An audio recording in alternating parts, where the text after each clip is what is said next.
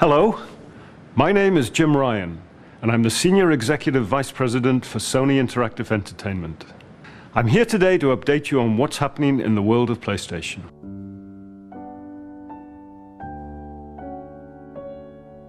First, a quick recap of how the pursuit of our strategies is leading to ever-increasing earnings and ever higher profitability. So with Helldivers on Xbox and Spider-Man Next, you can say the same thing now that the floodgates are open. Last night, PlayStation said something very, very strange. PlayStation officially said that the future of PlayStation isn't necessarily just playing games on your PS5, your PS6. It's actually about more than that. They said we're building a dedicated team to take the very best PlayStation experiences and put them into other places. There are many, many reasons why we remain convinced that PS5 will be our biggest ever platform. This will be my last PlayStation. Thank you, Herman Souls. Thank you, Hiroki Totoki. Thank you all for fucking up the brand. Well done. It's wild to watch because historically, Sony's had this tactic called the walled garden approach, which is that usually what they like to do is PlayStation is very, very defensive historically about their exclusives. They're like, okay, do you want our stories? Do you want our world? Well, you got to come to our playground and play it, right? Wrong! Listen, chat. Hey, listen. First of all, we got a lot to go over today. You're goddamn right. You know what's crazy, chat? Watching an entire group of people who dedicated their entire identity to a fucking console plastic box, getting fucking dog walked by a middle-aged man in a banana suit. It's downright embarrassing. Listen, there is a lot to go over today. There has been crash outs nonstop, insanity nonstop, people losing their fucking minds nonstop. It has been fucking insane in 24 fucking hours just for all this shit to happen and go down. These clowns thought that their console was gonna be the last one standing, the last of the Mohicans ready to go, but yet it turns out too bad, so sad. Let's go Xbox, baby! Sony wants to bring PlayStation games beyond PlayStation hardware, including Xbox. This is where the fun begins. Now we're getting to the good shit. Looks like Sony is getting even more serious about multi-platform games.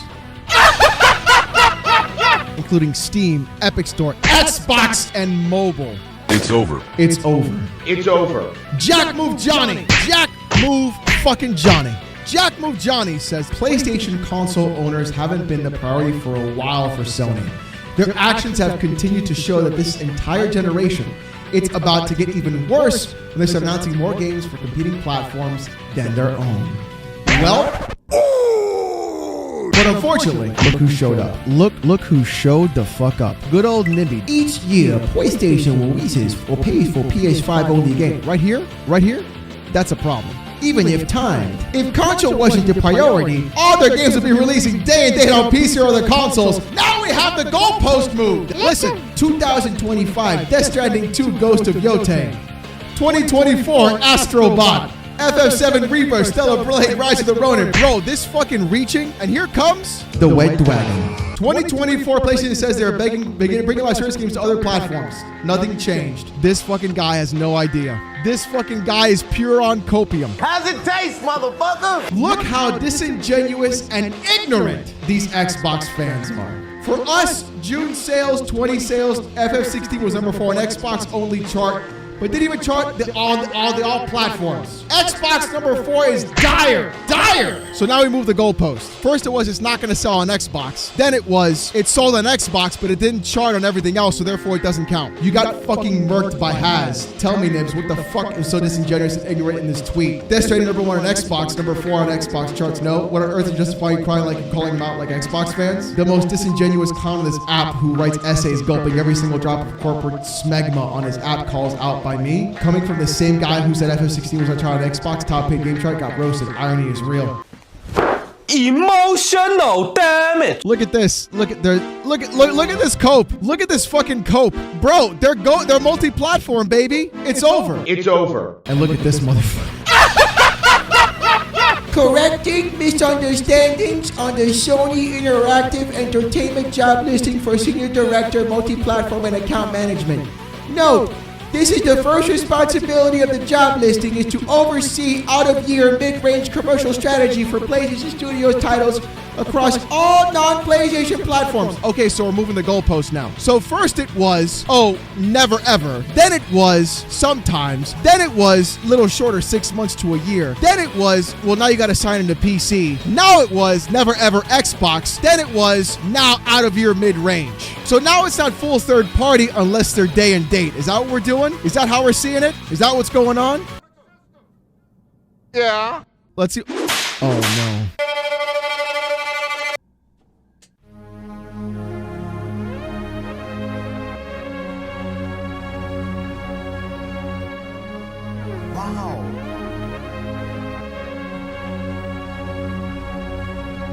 You can't keep getting away with it! Addendum!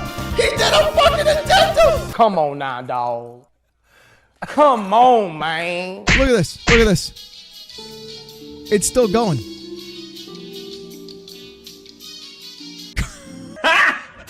Got him! Look at this one. Look at this. Look at this bald fraud. Advising PlayStation what games you should hand over to the company to earn you a minimum of $246K a year must be not. That's gotta hurt. Exclusivity allowed many games to exist. Exclusivity allowed platforms to thrive, and sometimes even survive. They push competitors to do more and do better. Cheering for everything to be everywhere is virtue signaling. Brother, Oh my god, I think I gained a chromosome hearing all that. that happened 30 years ago. It's over. It's over. Ouch. This did not age well. Now we know what he meant properly when he said our tentpole titles introduced our franchises to new audiences. And we're finding new audiences who are potentially interested in playing sequels on the PlayStation platform. What the fuck? Yo, AI photoshopped Hiroki Totoki's face onto Osama bin Laden. Excuse me, what? This guy, Hiroki Totoki, has already solidified his legacy as the worst PlayStation CEO ever. He seems to know jack shit about gaming. Just a businessman who wants to please their stakeholders. That's everybody. That's every company. Will become like Xbox thanks to him. All right, Dreamcast Guy, here we go. Hey there, gamers, Dreamcast Guy here, and today we're talking about that post that has very much pissed off the entire internet, which is the fact that last night PlayStation said something very, very strange. PlayStation officially said that the future of PlayStation isn't necessarily just playing games on your PS5, your PS6. Bro, we've known that for a while, buddy. You just haven't caught on yet. It's actually about more than that. They said we're building a dedicated team to take the very best PlayStation experiences and put them into other places. Yeah, buddy! Places like the Nintendo Switch 2, like PC, and to Xbox. They officially said we're going to be focusing more on putting PlayStation games on Xbox. And a lot of people are kind of trying to figure out what this actually means. Is this... It means they're third party, Dreamcast Guy. That's what that means. It means all your videos were for naught.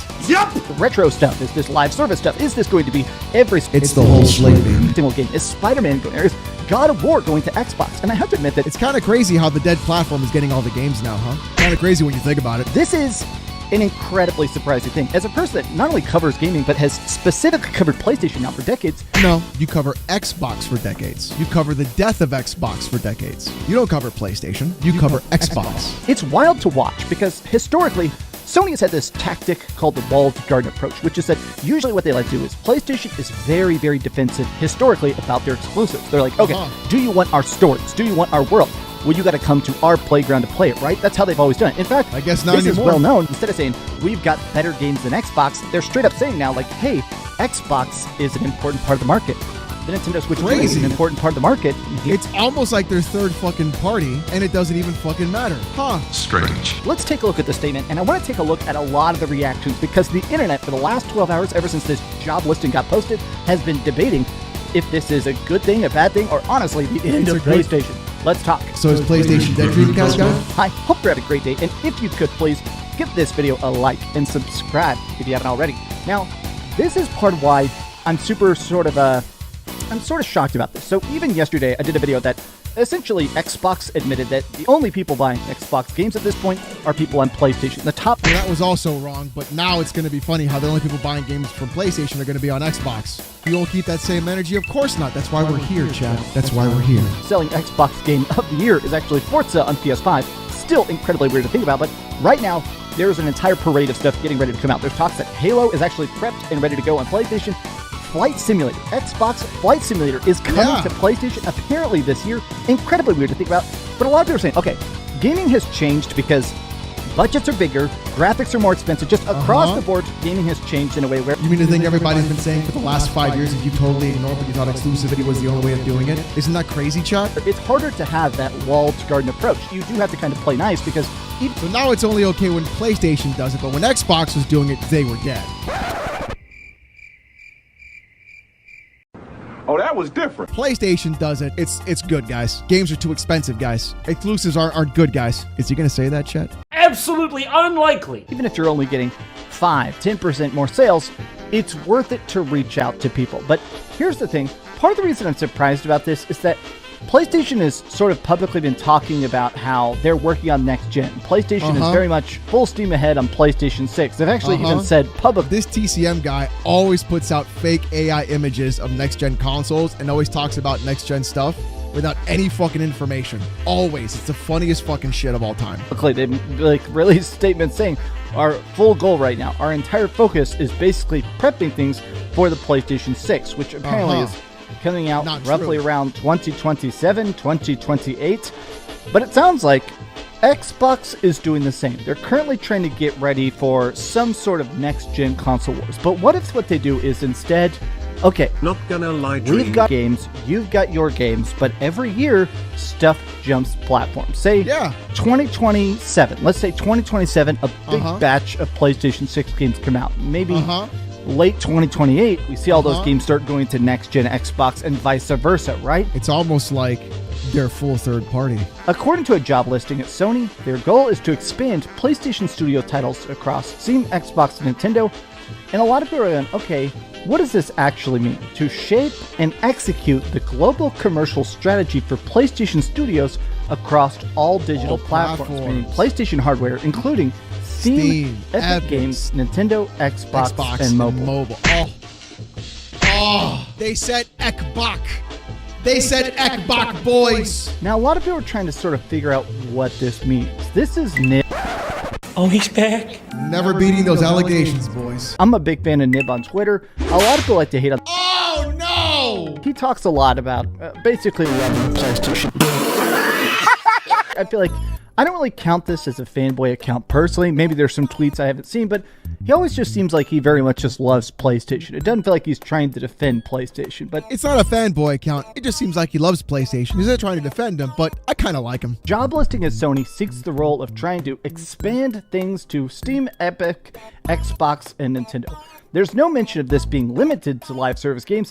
It does imply a staggered, not fully multi-platform day-and-date release. So now we move the goalpost. So first it was, if your game's going to another platform, you're third party. Then it was, oh, it's not tentpole titles. Then it was, oh, it's every couple of years. Then it was, well, now it's not day-and-date. And now we're doing the same thing again to Xbox. I've decided that I want to die. So PlayStation is not a full third party because those games aren't day-and-date on Xbox. But Xbox is full third party because they put 4 games onto PlayStation.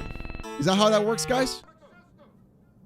Yeah. It's almost like they're putting all their games everywhere. It doesn't really matter when they do it. They're just doing it. So they're multi-platform publishing. Congratulations, you played yourself. To me, I think what PlayStation is trying to do... His videos suck, bro. Games are just getting so expensive. Oh, so games are expensive now? So now they're a problem to develop for? So now they have to be multi-platform because they're expensive? But Xbox did it and they're dying. PlayStation does it and now they're making money? How does that work? Goalpost moved. Correct.